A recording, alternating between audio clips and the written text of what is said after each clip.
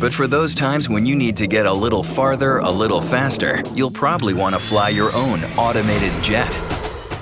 The future of flight to me is being able to fly on my schedule, utilizing state-of-the-art technologies in first-class comfort, and doing it at 500 miles an hour.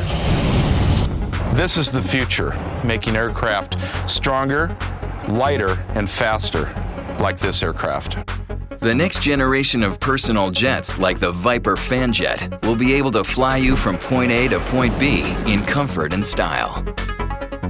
Italian leather, Brazilian burlwood, full integrated flight system, autopilot, all the things that you might expect on a corporate jet, the Viper Fanjet has. Except the operating costs. Your average corporate jet chugs over 400 gallons of fuel per hour in the air. Thanks to its state-of-the-art carbon fiber frame, the Viper sips only 55 gallons per hour. And while a corporate jet will set you back around $20 million, you'll be able to get your very own Viper Fanjet assembly kit for a mere 400 grand. But best of all, you won't have to pay for a pilot, because in the future, we'll be flying ourselves. One day you'll simply be able to get into your personal aircraft and push a button where the coordinates of your next destination will be pre-programmed, and the airplane will do everything on its own. Someday you'll be able to go out to your home hangar, pull out your airplane, jump in and go. No more canceled flights or long waits for overpriced and underserved seats. But how will it be possible for everyone to share the sky without causing a far more deadly version of a fender bender?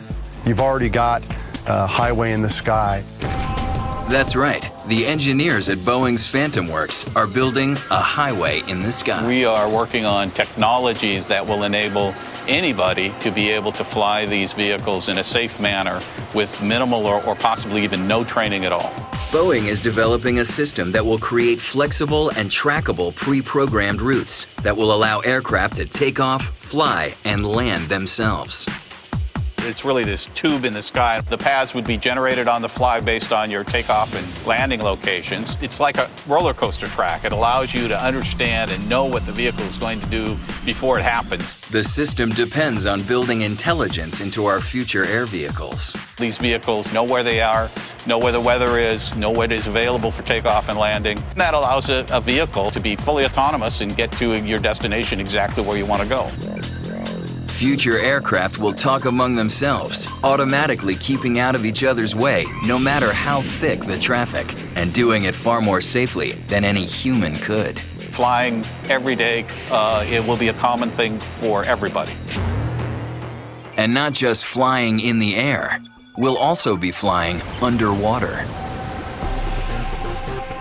This is an ocean planet, and no one seems to have figured that out.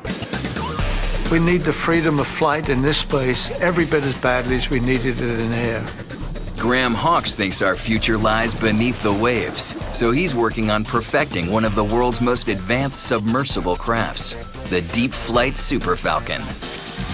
It's been built for human comfort, human safety, to be the highest performance in underwater flight. If you want to go and do barrel rolls with the whales, that's going to be the machine to go do it with. Graham sees a future where people move underwater as easily as they take to the highways. Imagine a world where it begins to seep into the public consciousness that this is actually an ocean planet. The current two-seater Falcon flies at a moderate speed of 10 miles per hour, though future models will go faster.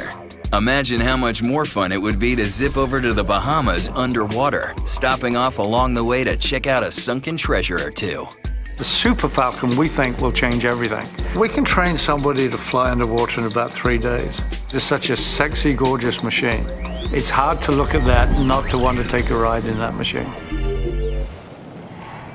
We won't always need personal vehicles that can venture out into or under the oceans. Sometimes you wish you could drive over a river or through a lake. But that only happens in the movies, right? We just decided to put this fiction into reality and make a car actually dive. Frank Rinderneck's latest concept car is everything you'd expect from a futuristic vehicle. Fast, stylish, and with zero emissions, eco-friendly. At the touch of a button, it can even drive itself. But that's not why they call it the scuba car. Strap on your seatbelts. It doesn't just ride on the water, it goes under it. We are the first guys to build a car which can dive. Probably the most astonishing fact is that we dive in the open, which means that people get wet, that the whole compartment is flooded. In diving mode, the car provides its passengers with oxygen masks attached to an integrated tank of compressed air, much like the ones scuba divers use. Today, the Scuba's underwater speed tops out at around 2 miles per hour. And we have 2 propellers in the back and 2 water jet engines in the front to really get it moving. The Scuba can stay underwater for up to 3 hours, which should be enough to get you across any river or lake that happens to lie in your path. Whether we fly through the air or under the water, once we leave the crowded roads of today, getting there will definitely be twice the fun.